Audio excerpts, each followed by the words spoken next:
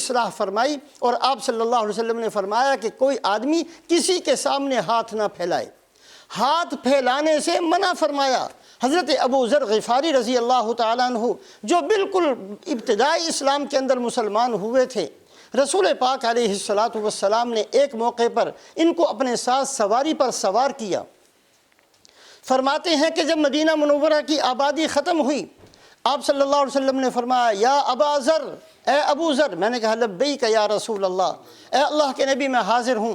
آپ صلی اللہ علیہ وسلم نے فرمایا اے ابو ذر کیف بک اذا کان بالمدینۃ جوع، تیرا کیا حال ہوگا اس وقت جب مدینہ کے اندر ایسا قحط آ جائے گا، ایسی بھوک مسلط ہو جائے گی کہ تو اپنے بستر سے اٹھے گا، مسجد میں جانے کا ارادہ کرے گا، لیکن بھوک کی وجہ سے گر جائے گا اور مسجد تک نہیں پہنچ سکے گا۔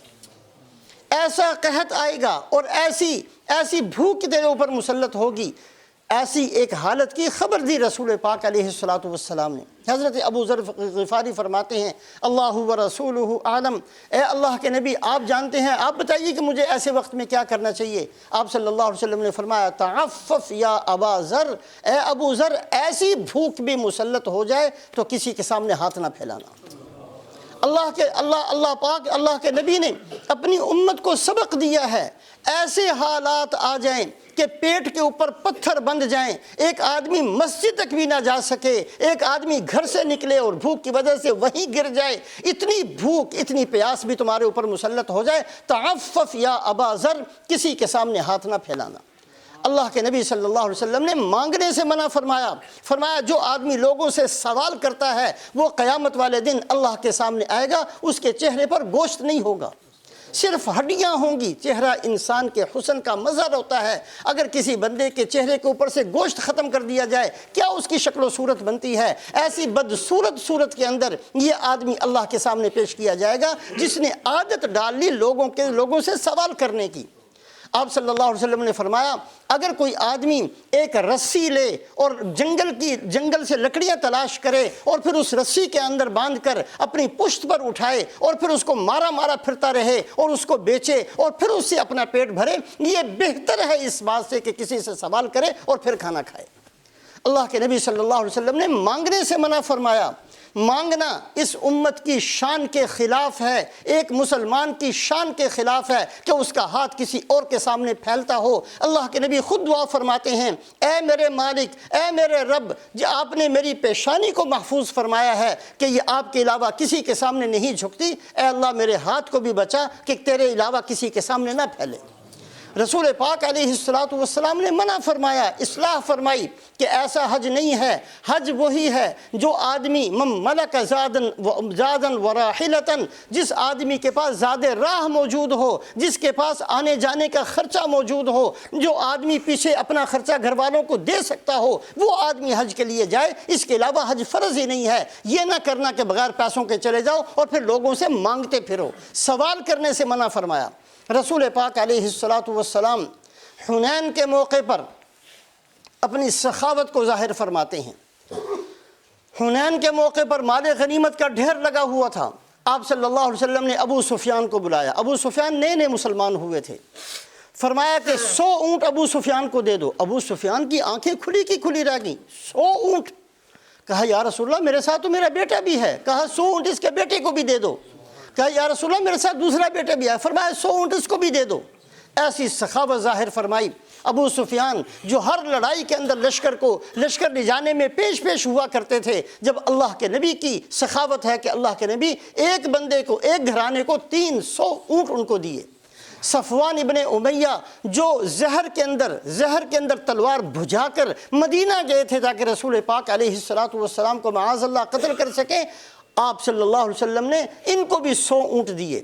حارث ابن ہشام کو 100 اونٹ دیے۔ حارث ابن ہشام یہ ابو جہل کا حقیقی بھائی، نیا اسلام میں داخل ہوئے، آپ نے 100 اونٹ ان کو بھی دیے۔ اقرع ابن حابس کو 100 اونٹ دیے۔ عبد العزہ ابن حویتب ابن عبد العزہ کو 100 اونٹ دیے۔ بڑے بڑے سرداران مکہ کو 100 اونٹ اللہ کے نبی صلی اللہ علیہ وسلم نے سخاوت کے طور پر دیے۔ حکیم ابن حزام یہ حضرت خدیجۃ الکبریٰ رضی اللہ تعالیٰ عنہا کے بھتیجے ہیں، یہ بھی کھڑے تھے۔ ان کو کہا کہ 100 اونٹ ان کو دے دو۔ فاستقلہ، انہوں نے دیکھا کہ یہاں تو سخاوت ہے، یہاں تو 100 اونٹ ایسے ہے جیسے معمولی بکری کے طور پر اللہ کے نبی دے رہے ہیں۔ فاستقلہ، اس سخاوت کو دیکھ کر دل کے اندر للچانا پیدا ہوا اور کہا یا رسول اللہ کچھ اور دے دیں۔ آپ نے فرمایا 100 اونٹ اور دے دو۔ آپ نے پھر 100 اونٹ دے دیے، کہا یا رسول اللہ کچھ اور دے دیں۔ آپ نے پھر فرمایا کہ 100 اونٹ دے دو، اور ساتھ میں فرمایا کہ اے حکیم، یہ مال جو ہوتا ہے یہ دیکھنے میں بڑا اچھا لگتا ہے، ایک بات یاد رکھو کہ جو آدمی مال لیتا ہے بسخاوت نفسہ وحسن عقلہ، اپنی نفس کی، اپنے دل کی سخاوت کے ساتھ، یہ سوچ کر کہ جس رب نے آج دیا ہے وہ کل بھی دے گا، مجھے کیا مصیبت پڑی ہے کہ میں اس کے پیچھے دوڑتا بھاگتا چلا جاؤں۔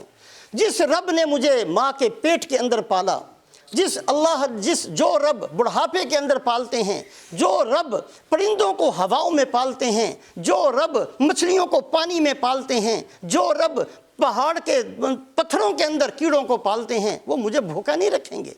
خام خواہ مال کے پیچھے بھاگتے چلے جانا، اللہ کے احکامات کو توڑتے چلے جانا، جھوٹ بولتے چلے جانا، فراڈ کرتے چلے جانا، اور اس طریقے سے مال کے پیچھے پڑنا کہ میں تو دنیا میں پیدا ہی مال کے لیے ہوا تھا، میرا کوئی اور مقصد ہی نہیں ہے، میں نے تو مال اکٹھا کرنا ہے، صرف مال اکٹھا کرنا ہے۔ من اکلہ بسخاوت نفسی، اے حکیم 100 دیے، کم سمجھا، دوسرے 100 دیے، پھر کم سمجھا، 300 اونٹ تو اللہ کے نبی نے دے دیے۔ ساتھ فرمایا کہ حکیم بات یاد رکھنا، جو آدمی مال کو اس طریقے سے لیتا ہے کہ اس کا مال بھی میرے پاس آ جائے، اس کی جیب بھی خالی ہو کر میری جیب میں آ جائے، اس کا مکان بھی میرے نام لگ جائے، اس کی زمین بھی مجھے مل جائے، اس کو بھی اس کا یہ سارا میرے پاس آ جائے، جو آدمی اس طریقے سے مال کے پیچھے پڑتا ہے، لم یبارک لہ فی، اللہ کی طرف سے برکت کو چھین لیا جاتا ہے۔ ڈھیر نظر آئے گا مال کا، برکت نہیں ہوگی، برکت نہیں ہوگی اس مال کے اندر۔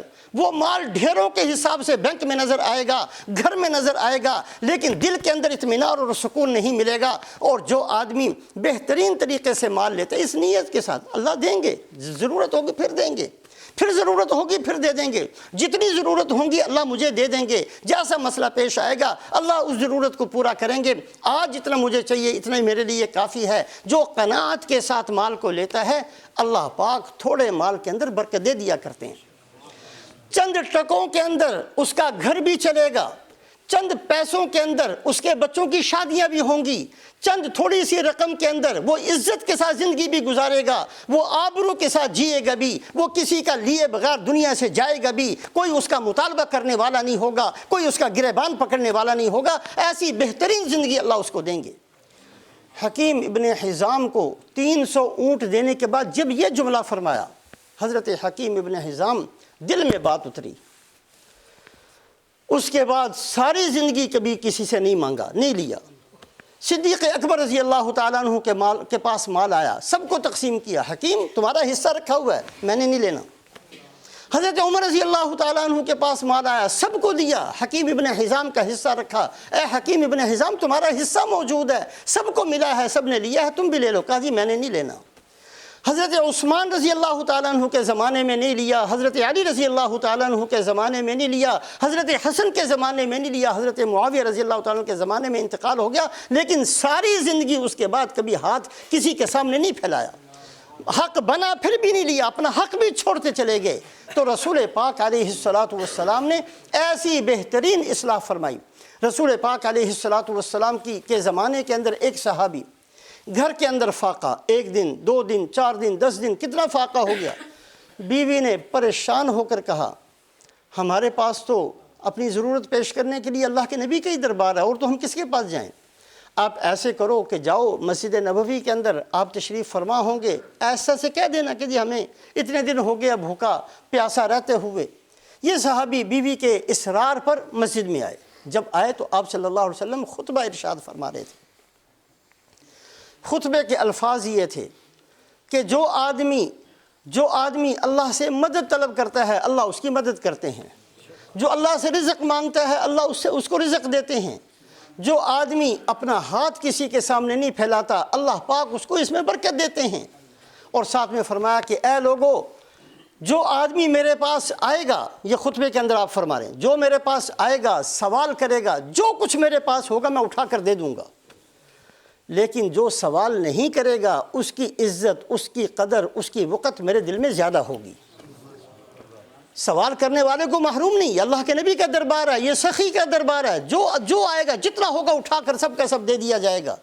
لیکن جو سوال نہیں کرے گا، جو اپنے فقر کو چھپائے گا، اپنی ضرورت کو چھپائے گا، اس کی عظمت، اس کی وقت، اس کی قدر میرے دل میں زیادہ ہوگی۔ یہ 1 ہفتے 10 دن کے بھوکے صحابی جو بیوی کے کہنے پر آئے تھے، یہ جملہ سنا ایسے ہی واپس چلے گئے۔